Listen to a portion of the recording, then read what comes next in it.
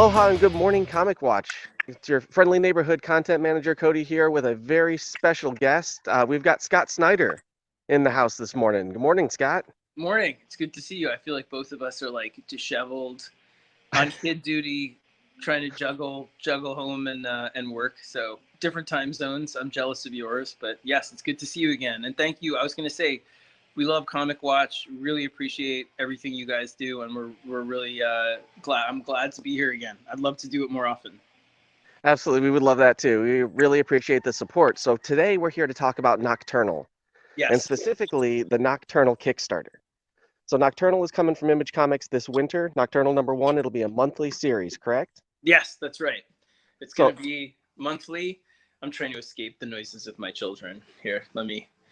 There, that's probably the best option. You can see my Elvis bust behind me too, that I hand painted when I was 18. very Um, nice. yes, so Nocturnal, it comes out from Image in February, but with COVID hitting, we sort of had two reasons for doing Kickstarter first. The first was really, honestly, it was just personal. It was the idea that all of us miss the connection with fans. I miss going to cons. I miss seeing my other friends that are creators. I miss seeing journalists, you guys, reviewers, everybody, retailers. And so we were like, well, what can we do that would offer fans a connection to the series, to us, that would let them in the door? And so we thought of this Kickstarter that would be really designed around only editions of the books, of the book, an edition of the book that would really only be about access and about giving you kind of a glimpse of our collaborative process. So it would be black and white, my script included, no letters, so no balloons, just the script and the art. You can see how we work off each other. There's notes in it, designs in it. I'm doing a flash fiction, like a couple pages to show you a story that opens up more of the world. But it's all about M-Stop. It's all about trying to give you make you feel part of the team at a time when everything circumstantially is driving us further apart. And you can get it signed and all that kind of stuff too. And every tier of the campaign is really about connection with you guys. So like I teach a class about first issues, how to write first issues. Tony gives drawing advice. He does AMAs about crafts. I'm doing some. We're doing videos where we let you into the making of the book, all that kind of thing. So we're not doing a lot of bells and whistles. There's not like a lot of, toys and that kind of stuff. We're not doing that. Nothing against that, but ours is really about trying to create a different sort of business model, because ultimately the second, so we wanted to offer something like personal and collectible and be able to make connections with fans, because Creator Own is about connection, right? That's like the main reason. The second reason, which is practical, is that we have the book committed to Image, but with the fluctuations in the market, COVID, the disruptions with COVID, and a lot of the worries like surrounding the flow of books, if there's another wave, we just have to put the book on pause until things open again. And we had to do that before, and we just worked for free on it for quite a long time.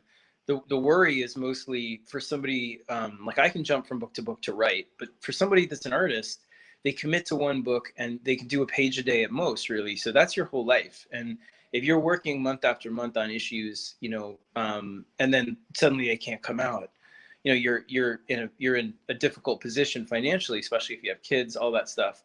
And I do okay with Batman and all that stuff. I feel like there's this myth that we're all rich, but I can't pay for, I can't support the kind of rate that Tony makes from DC for 5-6 issues. And the other books that I'm trying to do for Best Jackett as well, because I have about 6 books like in production at different levels. So the whole goal was to try and get everything up and running in responsible ways, and sort of some artists would work as they're doing other things, and I'm working for free on all of it too.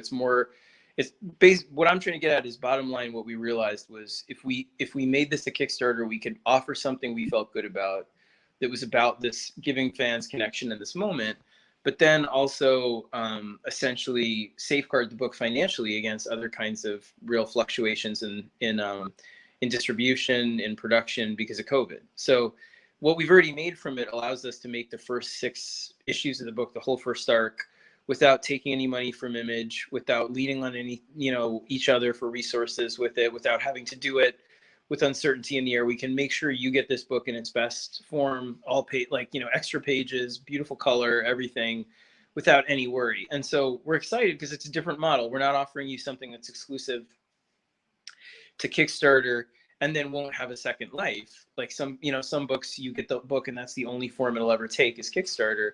I mean, what we're trying to do is say we're committed to the direct market and to comics and to stores. We're trying to say it's coming out from Image.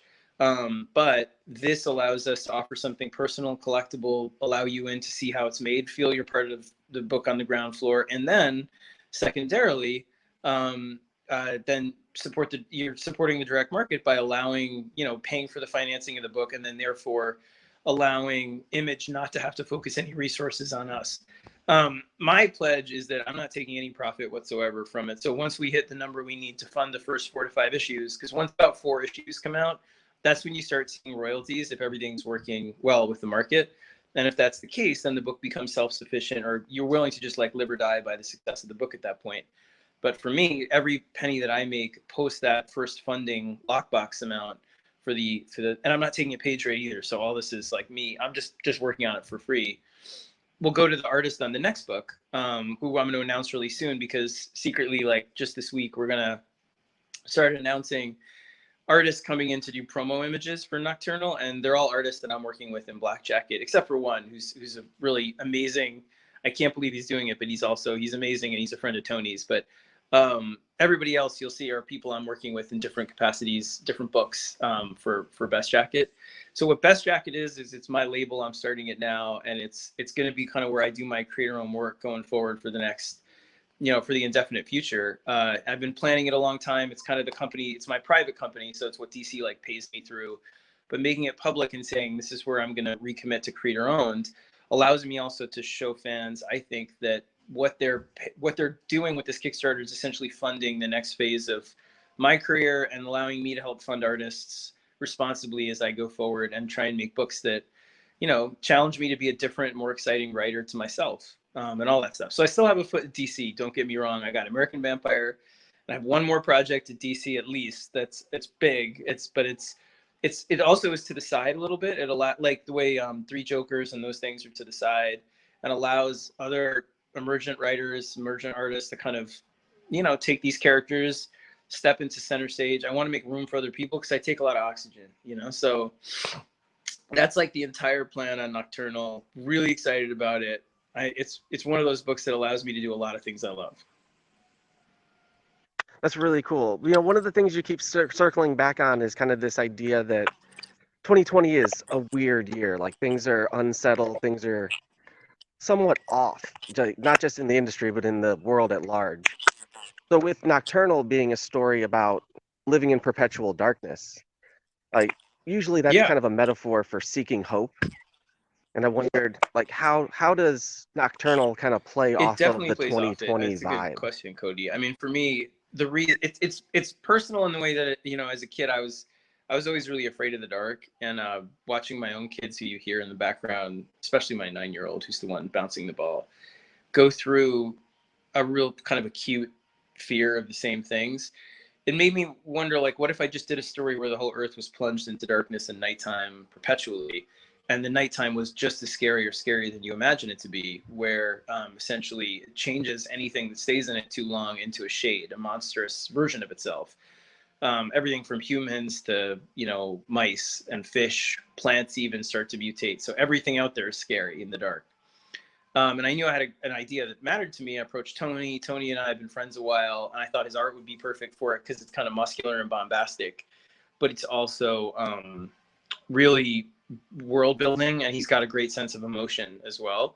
And so he was like, I love it. Let's do it. He has daughters. The main character is this woman, Val, who had very poor vision as a kid and then had corrective surgery after she was adopted, and so now has all of these adaptive skills from when she was young that she's using in this perpetual nighttime to survive and be the most badass trucker. She's a ferryman, so she takes people from town to town in this like truck arm with all these lights. It's pretty awesome, and her brother helps her. He's like her guide, her adopted brother. And so he really responded to it, and we were like, let's do it. And the reason also, besides just being kind of a personal story on a primal level, that we thought it was resonant right now is similar to what you're saying, is that it's a story that's really about uncertainty, and right now feels like a moment when we're all living in the dark, where, you know, none of us know what's going to happen. Everybody feels passionately about what should happen in different ways.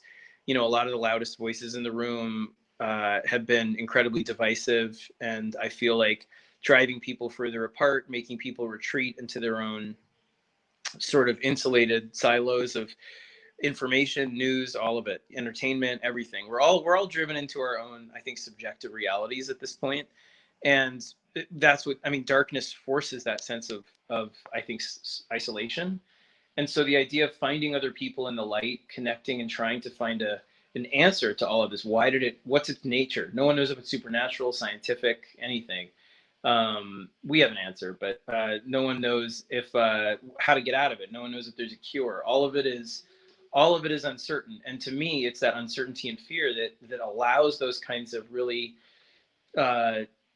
cruel, I think, and disrupt and you know, and really destructive voices to get in there and creep in and say, well, you know, who cares about that person? Just care about yourself, or care about people like you, or screw these people. And that sense of a lack of collectivism, a lack of feeling connected to other people on every level is what I think the darkness in this book does. It makes you afraid of everybody, afraid of the outside world, afraid of everything else.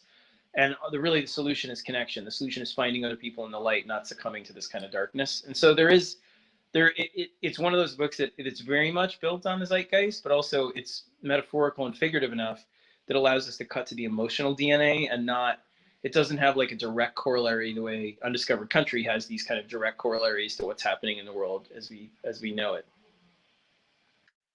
I'm glad you brought up Undiscovered Country, because I can't wait to talk to you about that. It's one of my favorite books on the shelves right now. But back to the Kickstarter, I wanted to talk to you a little bit about the exposure of putting your full script in there. Like, I remember the first time I read, you know, Alan Moore's Watchmen scripts or Marv Wolfman's Titan scripts, and kind of how you learn a lot about the writer and about how they conduct business, but also like kind of almost who they are as a person by reading their scripts. Is there anything that you think people will learn about you as a writer or as a person by being able to have access to the script? Yeah, I mean, I think the reason that I don't do it often, honestly, is because really the honest reason is just because I write so differently for each artist.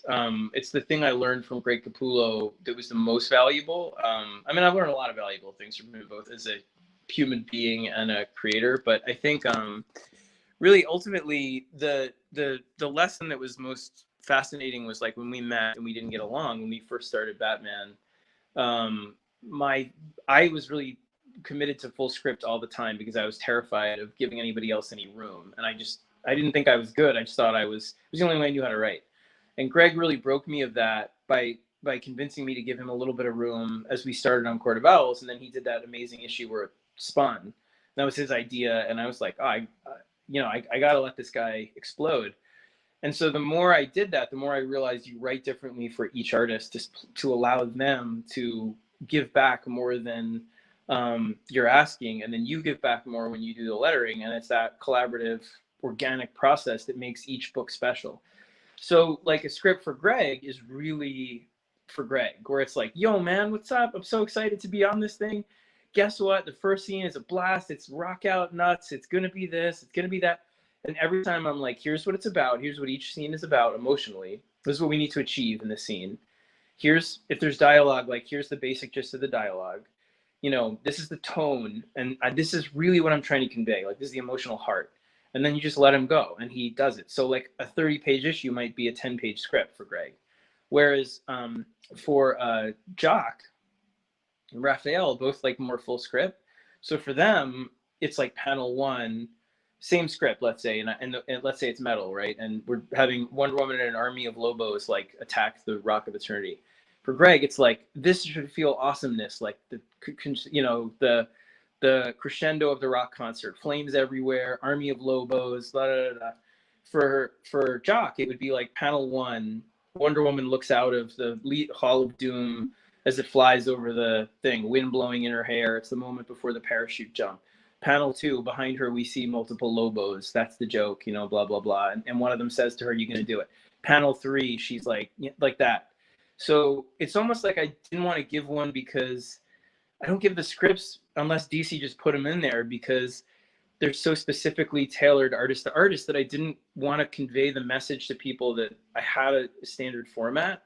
So, but this book is so much about showing the exact process of how Tony and I work, the difference between the script and the art, the notes that I made on the script, like towards the end, and explaining that in the videos and allowing people into the process, that it felt like the right place to show it, because you literally can't not understand that the script is for Tony and written for him as you look at the way he adapts it and how we go back and forth with each other. So it kind of conveys the lesson that I would like to convey if I ever show my script, which is, this isn't a standard format or a template. This is my template, and what I'd convey to other artists, I mean, writers, if I could, like one of the most valuable lessons I learned as an up and coming writer was adapt your style to your artist, so that you don't have a template, so that you're always about what you're trying to convey emotionally, psychologically, intellectually in a scene, what the issue is about, what you're trying to say. All those goals need to be shared, but you should work however they feel best working. So that's one of the reasons why I just don't share them that much, is because they're so wildly different from one another. But with that being the case, wouldn't it make more sense to share more of them? Like, let's see a Jock. I want to see a Raphael. Like, Yeah, I don't know. I'm the hope with Best Jackett is I get to do all that, right? So like that's my right. That's one of the reasons doing this now. I want to invite people more into the process and be able to kind of be more open about how we build things, and and why we're doing books the way we're doing them. And right. the whole goal, honestly, the whole name of it, it's like a portmanteau of my first two sons. The Quinn, who you'll hear, came along too late to be a part of it, so I got to add a Q eventually. But my wife was like, call it Jackett with a QU, and I'm like, with two T's and a QU, like no one's gonna know how to pronounce that. But the idea with Best Jackett is that it's like putting on your big boy jacket. It's like saying, I want to be a better writer, I want to be a better person in the community, all of that. Like, want to just your best self, And so for me, what that means, I mean, I love the writing I've been doing, and I'm crazy proud of it. But what I want now is to be able to try different challenges, like write something that's part prose with Jock, which I'm doing, and let him adapt let him design the book so it looks like something we made together, page by page, like the prose, all of it. So it's like a notebook, Do something with Raphael that's totally different than American Vampire, that challenges us both to flip. Do something with Tula that builds on her strengths and is literary and isn't the kind of book it's the absolute opposite of metal, where it's literally about, like, it's historical fiction about a barnstormer. Each of these things are like real projects that you can see. And then some people who I haven't announced yet are brand new, like artists that I've never worked with and that are really up and coming. So it gives me a chance to flex different muscles altogether. So the whole idea is to be able to challenge yourself to be the most exciting creator to yourself, and to do things that you weren't able to do before. So I'm really, really excited about it in that regard. And so, yeah, that's the idea, is like, I'd love to share scripts from every book, as we go. That sounds really cool. I'm a process junkie, so I mean, this kind of thing really appeals to somebody like me. So you've had your first experience with Kickstarter. I know we're almost out of time here. I don't want to keep you from your kids too much longer, but the Kickstarter has obviously been successful thus far. Do you see yourself doing more Kickstarters in the future, or do you think once this Kickstarter gets things going, like things will be self-perpetuating, you won't need to do that, or don't want to do that, or however that plays out?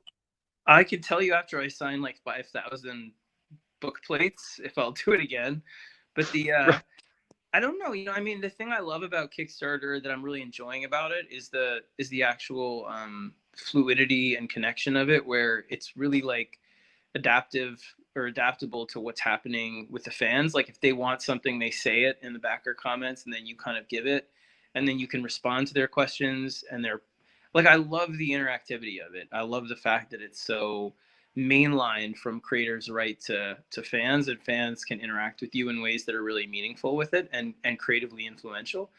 I'm coming up on the part that's like we have great people working with us, with Camilla managing it, and then we're using Andy Schmidt and ONS for fulfillment in D6. So they're great, but I'm coming up on the actual material work of it, like signing everything, all that stuff. So it depends on how it goes in that way. I mean, it's no worries about getting everything done and having it to people in time. It's more just how much time that actually eats up and seeing if it's something I want to do again. But I mean, I would tell you, like, theoretically, I'd love to use this business model again because I believe in it. I mean, I really think that it takes pressure off of indie publishers that we're working with, and at the same time allows us to connect directly with people that want stuff from us that's personal, collectible, and intimate. So I love it, you know. So I'd like to do it again. I'm just like, as you can see, like I have 3 kids. I'm paying one kid to watch the other 2 kids, like right there, and I'm like hiding in my old office, you know, like talking to you where, you know, so my whole thing is like, do I have time to do it again this way? But I'd love to, like, ideally I would, because it's been a blast so far, and it's filling a need that I have definitely had over the last, you know, months of just reconnecting with fans, because I just feel like everything's driving us farther apart, you know, and it's rough. Hey Bear, you want to come in and say hi? This is my 13-year-old. No, he doesn't want to say hi because he's 13. What about Quinn? Where's Quinn? Understandable. Okay, Quinn's watching the show. I was like, do you want to come in? He was like, no. And that was it. So that. Right. I'd introduce you to my family, but they're all still asleep. So, which is why I'm Yeah. outside. But yeah, so I should let you go get back to your fam. Any final thoughts you want to put out there to the fans? Just really, I've loved, by the way, watching it get bright by you. It's like, it makes me miss Hawaii so much. I was telling, before we did started the podcast, I was telling Cody, my grandfather used to live on the Big Island, and we visited all the time, which is why we go back there often. If you follow me on social media, you see it. We try and go every year, but we go to the same place where he lived. Anyway, yeah, I mean, what I'd say honestly is just thank you. I mean, I'm really lucky in this industry. I've had a great career so far, and you know, I want this next phase to be about creative integrity and, you know, creative daring, and trying things that we think will help the industry. Some things that are risky, some things that are safe, some things that are maybe upsetting, some things that might be inspiring. All of it, like trying a book, you know, maybe I'll try a book with book publishers that's graphic. Maybe I'll try a book digitally first. Maybe I'll try a book direct self-publishing. Maybe I'll do something wholly committed only to print, you know, all of that. But the goal is to try and look at the industry right now at a moment of fluctuation and contraction and expansion in other areas, but also a scary moment. I mean, it sucks what happened to DC. Right. And, you know, losing Mark Doyle in particular and other people, but it was really rough, you know, and a lot of them I feel like were performing. I mean, Black Label was overperforming, and so there's a lot of tough things happening in the industry, like weather pattern changes right now. They're above all of our pay grades and all of our heads, and the people that work at DC from Jim all down, I love, and I think they're trying real hard to make it something special, especially like Marie. I'm so glad that Marie is now co-editor in chief. She's like my person there. But that said, you know, I think I believe that this moment is also one of great opportunity for us to take a hard look at the industry and say, how do we move forward and make it stronger, make it more nimble and adaptable? How do we really differentiate things so we're not just like flooding stores with product of direct market stuff, that some of which would suit the YA market better, some of which should be tried out digitally first, some of which might be a better graphic novel. You know, how do we use digital to be a testing ground for properties and for new creators? How do we really embrace the success on with YA and all of that? So what I'm trying to say is thank you for supporting comics at a moment when we're all going through these growing pains and figuring out the best way forward. That's really what this campaign and what Best Jackett is about for me, is to give me a space to be able to try and make books I love with creators I love, but also look at methods of making those books that might like this whole business model with Kickstarter that might give other people ideas, might work, might not work, but you know, pushing at sort of the conventions to try and figure out ways forward that will make all of us you know, excited about the direction of comics. Very cool. Well, thank you so much for talking with us. I'd like to give a special shout out to David Hyde over at Superfan PR for making this happen. We love David. We love Superfan. David, actually, can I tell one quick story about David? Sure. Oh, David, please. when I first started at DC and I was planning on doing a Black Mirror, and I was like terrified because it was my first gig, and he was like in charge of PR at DC, and he invited me and my wife out to Brooklyn to hang out with him and his wife, and we walked around, and he like coached me on how not to let things phase me, and he listened to the whole story, gave me points about what the moments that I should try and hype were, and there was no reason to at that time because I was brand new and there were way more important people than me, and he's been a real friend and a good dude from the beginning, so I can't hype to him more enough. And Superfan, if anyone wants anything for publicity, he's a pro. He's awesome. So you should go to him and Pamela there. Yeah, we absolutely love working with Superfan. They're one of our just favorites. I've been working with David for about a year now, so he's great. Well, the book is Nocturnal. The Kickstarter is the Nocturnal Collector Edition. It's a thing. It's coming at you soon.